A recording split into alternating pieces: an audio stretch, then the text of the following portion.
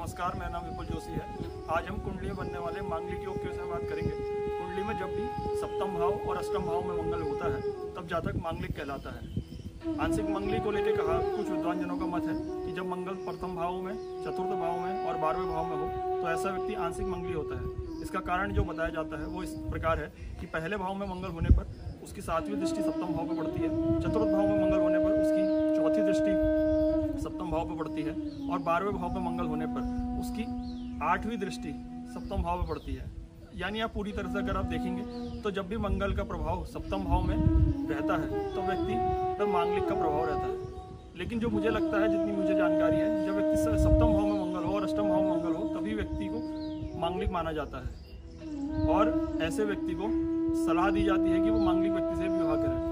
वैसे तो इसके 3 उपाय भी हैं: घट विवाह, वृक्ष विवाह और विष्णु प्रतिमा विवाह।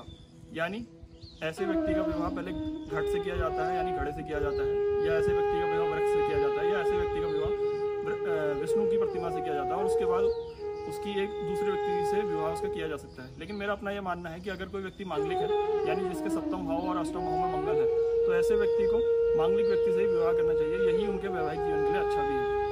और जैसा इसमें माना जाता है कि हम कहते हैं कि प्रथम भाव में मंगल होने पर या चतुर्थ भाव में मंगल होने पर या 12वें भाव में मंगल होने पर व्यक्ति आंशिक मंगली होता है, तो इसके कुछ उतने ज़्यादा प्रभाव वैवाहिक जीवन में देखे नहीं जाते हैं। तो आप अगर मोटा मोटा आप देखें तो प्रमुख रूप से जिसके सप्तम भाव में मंगल है और जिसके अष्टम भाव में मंगल है उसी को प्रमुख रूप से हमें मांगलिक मानना चाहिए। और इसमें आप ये मान के चलिए कि ऐसे व्यक्ति को उसी व्यक्ति से विवाह करना चाहिए जिसके सप्तम भाव में और अष्टम भाव में मंगल है, वरना उन्हें वैवाहिक जीवन में काफ़ी समस्याओं का सामना करना पड़ सकता है। क्योंकि हम जानते हैं कि मंगल एक उग्र ग्रह है, यानी एक मंगल एक आग के समान ग्रह है। अगर वैसा व्यक्ति मांगलिक नहीं होगा तो उनके वैवाहिक जीवन में समस्याएं आ सकती हैं। और जैसा हम जानते हैं कि वैवाहिक जीवन के लिए और भी बहुत से कारण हैं, जैसे सप्तम भाव है, पंचम भाव है, चंद्रमा की स्थिति है, शुक्र की स्थिति है, बृहस्पति जो कारक ग्रह हैं विवाह के, उनकी स्थिति है, उनको भी देखना चाहिए। तो उसके बारे में हम आगे कभी बात करेंगे। और अभी मेरा जो अपना मानना है, मुझे ये लगता है कि अगर कोई मांगलिक व्यक्ति है तो उसे मांगलिक व्यक्ति से विवाह करना चाहिए। चलिए मिलते हैं नई किसी जानकारी के साथ। जय सिया राम।